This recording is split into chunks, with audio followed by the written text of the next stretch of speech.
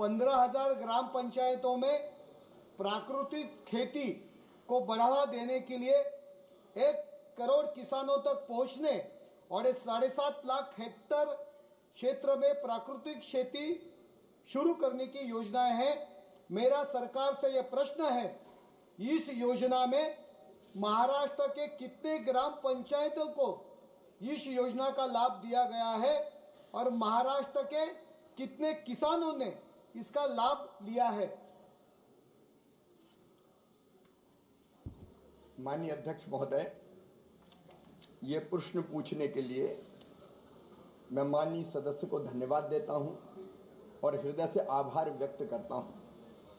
Chemical fertiliser के अनियंत्रित और अधिक इस्तेमाल के कारण आज धरती की उर्वरा क्षमता कम हो रही है, जैविक कार्बन घट रहा है, मित्र कीट मारे जा रहे हैं, जल धारण की क्षमता घटती जा रही है। प्रधानमंत्री नरेंद्र मोदी विजनरी है, वो केवल आज का नहीं सोचते, आने वाली पीढ़ियों को भी बेहतर भविष्य कैसे दे सकते हैं इसका विचार भी करते हैं। और इसलिए माननीय अध्यक्ष महोदय, national mission on natural farming को 15 नवंबर 2024 को मंजूरी दी गई है। इस प्राकृतिक खेती के माध्यम से हम किसानों को प्रेरित करने का प्रयास इस मिशन के माध्यम से करेंगे कि वो धीरे धीरे प्राकृतिक खेती की तरफ बढ़े। वो अपनी पूरी जमीन पर प्राकृतिक खेती एक साथ ना करे, लेकिन जमीन के एक हिस्से पर अगर 5 एकड़ है तो आधे एकड़ पर कर सकता है, 1 एकड़ पर कर सकता है, वो प्राकृतिक खेती प्रारंभ करे और उसके परिणामों के आधार पर बाकी किसान भी उससे सीखेंगे और आगे बढ़ेंगे। इसके लिए प्राकृतिक खेती का एक मिशन बनाया गया है। इस मिशन के अंतर्गत महाराष्ट्र के मैं प्राकृतिक खेती के बारे में माननीय सदस्य ने पूछा है, मैं तो महाराष्ट्र सरकार को बधाई देना चाहूँगा, वहाँ के मुख्यमंत्री और पूरी टीम को, कि प्राकृतिक खेती पर पहले से ही महाराष्ट्र काम कर रहा है, कुछ अन्य राज्य सरकारें भी काम कर रही है, लेकिन अभी प्राकृतिक खेती मिशन के अंतर्गत महाराष्ट्र को 1709 क्लस्टर का आवंटन किया गया है। 85,450 हेक्टेयर क्षेत्र में प्राकृतिक खेती वहाँ की जाएगी, जिसमें 2,13,000 किसान प्राकृतिक खेती की शुरुआत करेंगे। ये यहाँ से लक्ष्य दिया गया है, लेकिन बावजूद इसके अगर महाराष्ट्र सरकार इस लक्ष्य को बढ़ाना चाहती है तो मैं आश्वस्त करता हूँ कि बढ़े हुए लक्ष्य को भी हम सम्मिलित करेंगे। और अनेकों राज्य सरकारें अपने स्तर पर भी प्राकृतिक खेती को बढ़ावा देने का काम कर रही है। महाराष्ट्र अपनी योजना भी चाहे तो प्राकृतिक खेती के लिए लागू कर सकता है, सरकार हर संभव सहयोग करेगी। ऑनरेबल मेंबर पार्लियामेंट्री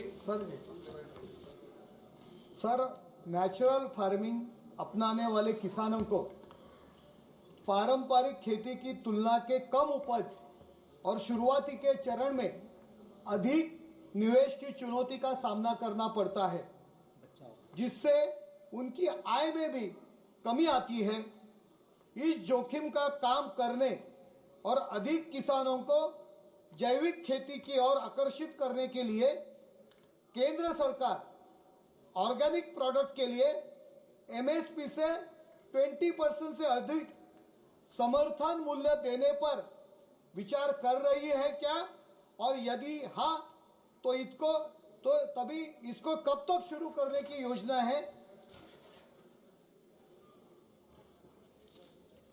माननीय अध्यक्ष महोदय, जैसा मैंने निवेदन किया कि एक साथ पूरी जमीन पर प्राकृतिक खेती नहीं, जमीन के छोटे हिस्से पर किसान प्राकृतिक खेती प्रारंभ करें, लेकिन यदि प्राकृतिक खेती सभी विधियों का समग्र रूप से पालन करते हुए की जाए तो उत्पादन में कोई कमी नहीं आती है।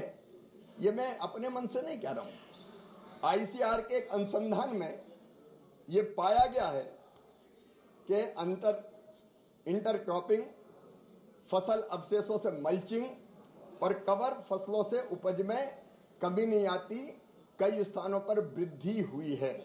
रासायनिक जो हम उर्वरकों का प्रयोग करते हैं उसके कारण मिट्टी पर बहुत बुरा असर पड़ता है, लेकिन प्राकृतिक खेती मिट्टी के स्वास्थ्य में सुधार लाती है और इसलिए ये आशंका कि इससे उत्पादन बहुत घट जाएगा, ये आशंका पूरी तरह से सही नहीं है।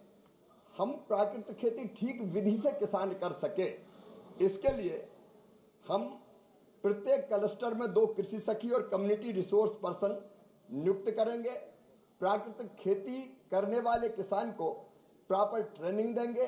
जो इनपुट लगते हैं उनको आसानी से उपलब्ध कराने के लिए 10,000 बायो इनपुट रिसोर्स सेंटर भी प्रारंभ करेंगे, उनके लिए वित्तीय सहायता प्रदान करेंगे और किसानों को अपने खेत पर भी इनपुट बनाने का प्रशिक्षण दिया जाएगा। अगर ठीक इनपुट डाले जाएंगे तो उत्पादन नहीं घटेगा। दूसरी बात जो उन्होंने कही है कि इस पर कोई अतिरिक्त राशि एमएसपी के रूप में देंगे। माननीय अध्यक्ष महोदय, आज लगभग सारी दुनिया केमिकल और रासायनिक जो केमिकल फर्टिलाइजर और कीटनाशकों के प्रयोग के दुष्प्रभाव को जानती है। भारत में भी लोग चिंतित हैं कि इसके कारण जो फसलें होती है उसका जो मानव शरीर पर भी गलत असर पड़ता है, उस दुष्प्रभाव से चिंतित है। और इसलिए अगर प्राकृतिक खेती का अन्न उत्पादित फल या सब्जी उत्पादित होकर बाजार में पहुंचेगी तो निश्चित तौर पर ज्यादा कीमत मिलेगी। हम प्राकृतिक खेती उत्पाद का सरल प्रमाणन करेंगे, सर्टिफिकेशन करेंगे, प्राकृतिक खेती के उत्पाद का नेशनल ब्रांड भी बनाएंगे और जब प्राकृतिक खेती का फैलाव होगा और ब्रांडिंग होगी तो अपने आप उसकी उचित और ज्यादा कीमत निश्चित तौर पर मिल पाएगी। यही मेरा निवेदन है कि करेंगे किसान तो निश्चित तौर पर किसान को ज्यादा दाम मिलेंगे। डॉक्टर श्रीकांत शिंदे, डॉक्टर शोभा बच्चाओ।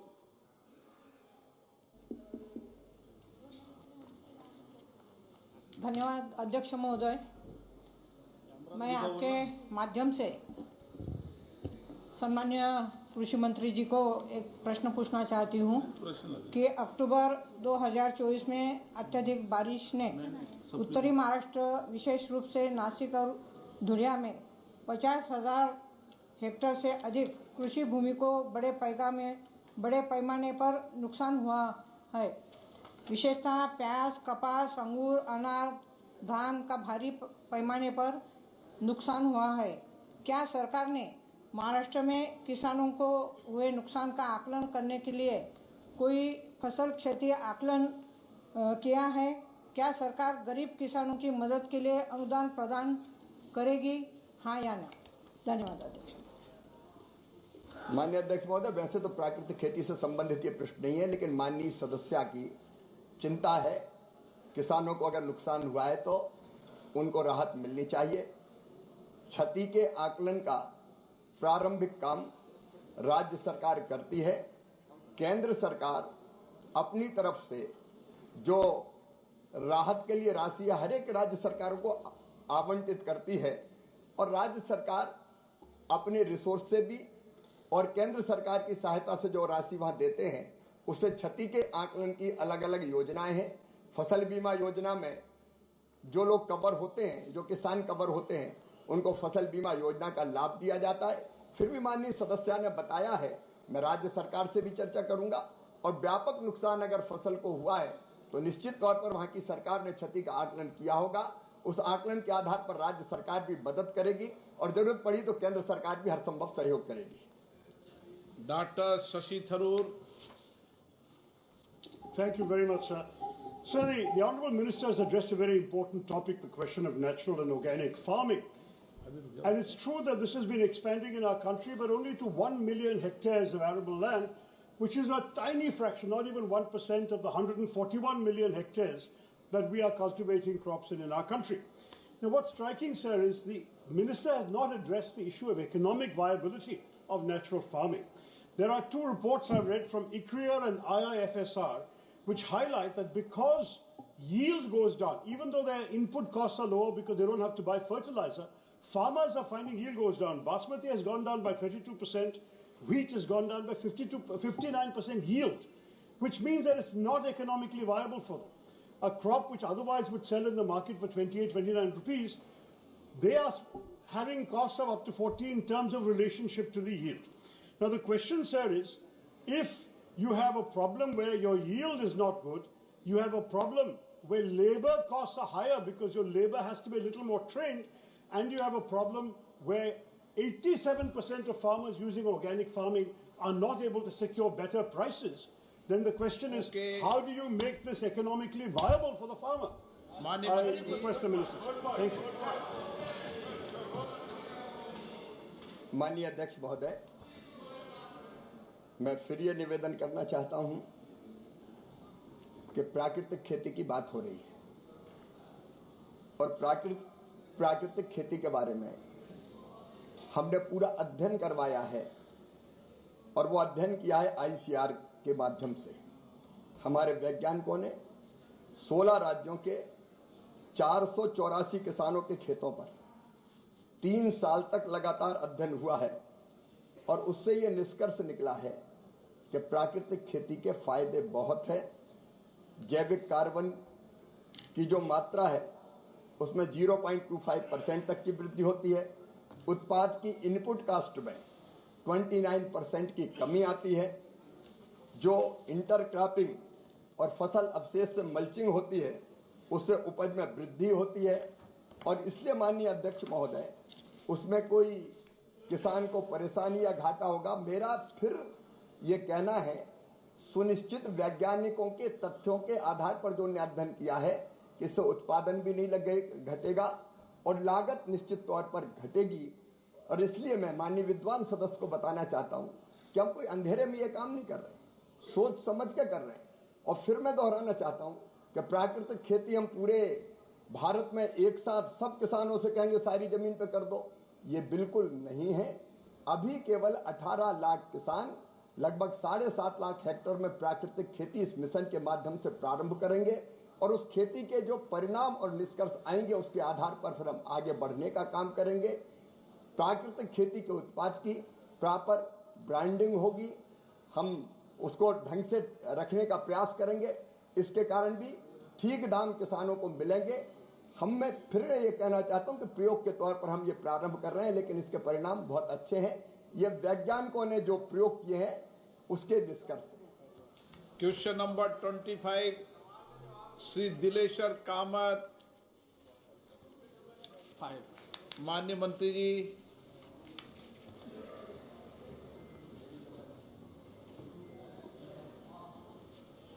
माननीय अध्यक्ष महोदय, एक विवरण सभा पटल पर रख दिया गया है।